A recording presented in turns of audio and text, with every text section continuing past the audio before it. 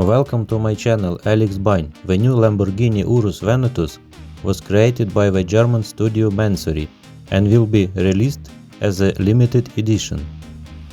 The power of a Mansory Venatus has been increased from 800 to 1100 horsepower.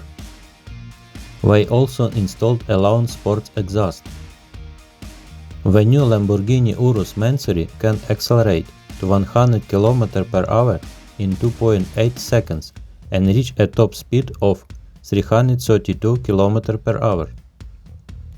It is the most powerful and fastest crossover in the world. Thank you very much for watching. Subscribe to my channel.